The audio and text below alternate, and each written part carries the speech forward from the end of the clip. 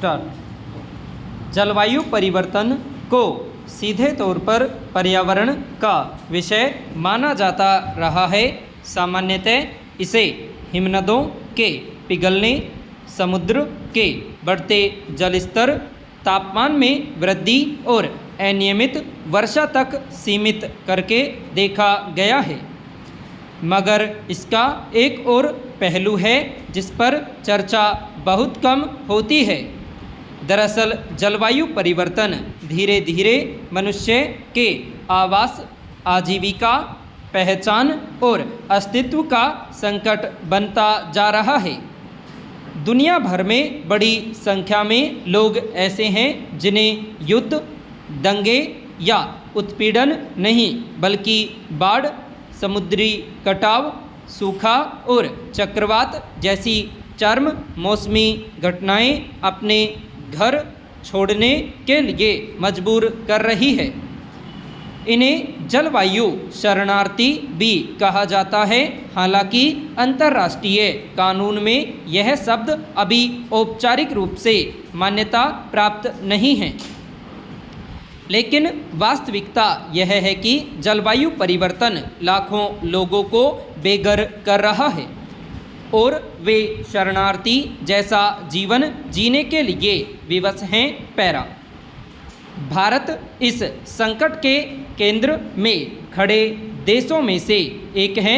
आंतरिक विस्थापन निगरानी केंद्र के अनुसार वर्ष 2015 से 2024 के बीच भारत में प्राकृतिक आपदाओं के कारण 3.23 करोड़ से अधिक आंतरिक विस्थापन दर्ज किए गए।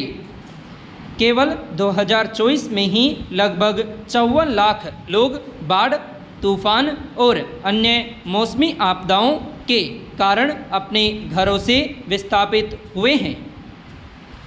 इन आंकड़ों में ऐसे परिवार हैं जिनके घर बह गए, खेत पानी में डूब गए, रोजगार समाप्त हो गया और जिनके बच्चों की शिक्षा बीच में रुक गई। इस तरह के विस्थापन का सबसे बड़ा दर्द यही है कि यह लोगों को केवल भौगोलिक रूप से ही नहीं बल्कि सामाजिक और सांस्कृतिक रूप से भी अलग कर देता है। देश के सुंदरबन क्षेत्र को इस त्रासदी का सबसे जीवंत उदाहरण कहा जा सकता है। बंगाल की खाड़ी के किनारे स्थित यह विश्व का सबसे बड़ा मैंग्रोव वन क्षेत्र है, जहां समुद्र के बढ़ते जलस्तर, चक्रवातों और तटीय कटाव ने हजारों परिवारों को बार बार विस्थापित किया है। घोरामारा द्वीप इसका प्रतीक बन चुका है। कभी हजारों लोगों का घर यह द्वीप लगातार सिकुड़ता जा रहा है। खेतों में खारा पानी भरने से कृषि असंभव होती जा रही है और बड़ी संख्या में लोग कोलकाता तथा अन्य शहरों की ओर पलायन कर रहे हैं। पैरा। असम का ब्रह्मपुत्र क्षेत्र दूसरी तस्वीर प्रस्तुत करता है। ब्रह्मपुत्र नदी पर हर वर्ष हजारों परिवारों को बेघर करती है। नदी के बीच स्थित 4 द्वीपों पर रहने वाले लोग अक्सर वर्ष में कई बार अपना घर बदलने को मजबूर होते हैं। अनेक परिवार ऐसे हैं जो बरसात में राहत शिविरों में रहते हैं और पानी उतरने के बाद फिर उसी असुरक्षित भूमि पर लौट आते हैं। उत्तराखंड और अन्य पहाड़ी राज्यों की स्थिति भी ऐसी ही है। यहाँ बादल फटना, भूस्खलन और अचानक आने वाली बाढ़ गांवों को असुरक्षित बना रही है। जोशीमठ का भूधसाव हो या केदारनाथ त्रासदी, इन घटनाओं ने यह संदेश दिया है कि जलवायु परिवर्तन अब पहाड़ों को भी सुरक्षित नहीं छोड़ रहा। मौसमी घटनाओं के कारण देश में लोगों की जान जाने का आंकड़ा पिछले 25 वर्षों में 269% तक बढ़ा है। बिहार, झारखंड और बुंदेलखंड जैसे क्षेत्रों में इस संकट का रूप अलग है। यहाँ सूखा और कृषि में कमी लोगों को रोजगार की तलाश में बड़े पैमाने पर पलायन के लिए मजबूर कर रही है।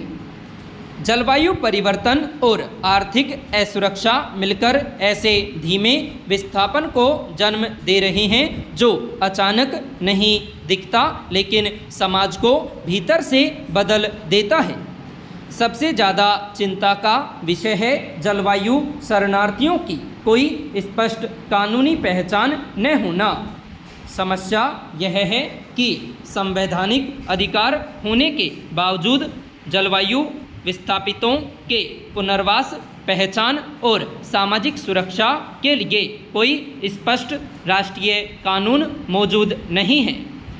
परिणाम स्वरूप अनेक परिवार वर्षों तक अस्थायी बस्तियों, किराए के कमरों या अनौपचारिक श्रम बाजारों में जीवन बिताते हैं। विशेष रूप से दलित, आदिवासी और भूमिहीन समुदाय पुनर्वास योजनाओं से बाहर रह जाते हैं क्योंकि उनके पास भूमि स्वामित्व के औपचारिक दस्तावेज नहीं होते। पैरा अंतर्राष्ट्रीय स्तर पर भी स्थिति पूरी तरह स्पष्ट नहीं है। वर्ष 1951 का शरणार्थी सम्मेलन केवल उत्पीड़न, युद्ध या राजनीतिक कारणों से विस्थापित लोगों को शरणार्थी मानता है। जलवायु परिवर्तन के कारण विस्थापित व्यक्ति इस परिभाषा में नहीं आते, इसलिए अधिकांश जलवायु शरणार्थियों को इस अंतर्राष्ट्रीय कानून का संरक्षण नहीं मिल पाता। हालांकि दुनिया के कई देशों ने इस दिशा में कदम उठाए हैं। न्यूजीलैंड ने जलवायु जोखिम वाले प्रशांत द्वीपीय देशों के नागरिकों के लिए विशेष प्रवासन मार्गों पर विचार किया है। फिजी ने नियोजित पुनर्वास की नीति अपनाई है। अफ्रीकी देशों में कंपाला कन्वेंशन आंतरिक विस्थापन से निपटने के लिए एक महत्वपूर्ण क्षेत्रीय ढांचा प्रदान करता है। संयुक्त राष्ट्र और अंतर्राष्ट्रीय प्रवासन संगठन भी जलवायु प्रेरित विस्थापन को अलग नीति के रूप में समझने और उसके लिए संरक्षण तंत्र विकसित करने पर बल दे रहा है। पैरा जलवायु परिवर्तन का संकट केवल बढ़ता तापमान नहीं बल्कि यह लोगों को अपने ही घर में असुरक्षित कर रहा है। भारत समेत दुनिया के अनेक हिस्सों में करोड़ों लोग ऐसे हैं जिनके सामने अब प्रश्न यह नहीं रह गया है कि मौसम बदलेगा या नहीं, बल्कि यह है कि क्या वे आने वाले वर्षों में अपने गांव, अपने खेत और अपने घरों में रह पाएंगे या नहीं। बाढ़, समुद्री कटाव, सूखा और चक्रवात धीरे धीरे लोगों को उनकी जड़ों से उखाड़ रहे हैं। ऐसे में जलवायु नीति का अंतिम उद्देश्य केवल पर्यावरण की रक्षा नहीं बल्कि लोगों को उनके घरों में सुरक्षित बनाए रखना भी होना चाहिए। चिंता उन समुदायों को लेकर भी है जो जलवायु संकट के लिए सबसे कम जिम्मेदार हैं, लेकिन इसकी सबसे बड़ी कीमत उन्हें चुकानी पड़ रही है। गरीब तटीय क्षेत्र में रहने वाले आदिवासी और कृषि पर निर्भर समुदाय इस संकट से सबसे ज़्यादा प्रभावित हैं। जब किसी परिवार को अपना घर छोड़ना पड़ता है तो वह केवल एक मकान में नहीं खोता बल्कि अपनी स्मृतियाँ, सामाजिक संबंध, सांस्कृतिक पहचान और भविष्य का भरोसा भी खो देता है। पैरा सबसे बड़ा प्रश्न यह है कि क्या भारत जलवायु विस्थापन की समस्या से निपटने के लिए वास्तव में तैयार है। हमारे पास आपदा प्रबंधन अधिनियम है, राष्ट्रीय आपदा प्रबंधन प्राधिकरण है राहत और पुनर्वास की व्यवस्थाएं भी हैं, लेकिन उनका ध्यान प्राय आपदा के तात्कालिक प्रभावों तक सीमित रहता है।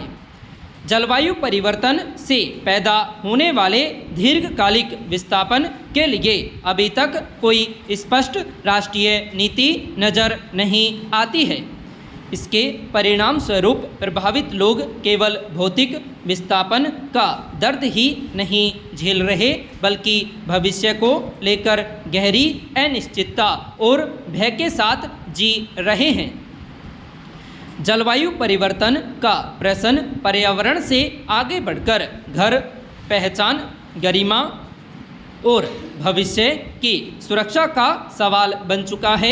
आने वाले समय में किसी भी सभ्य समाज की परीक्षा इसी बात से होगी कि वह उन लोगों के साथ कितना न्याय कर पाता है जो जलवायु संकट के सबसे कम जिम्मेदार होते हुए भी उसकी बड़ी कीमत चुका रहे हैं। संपूर्ण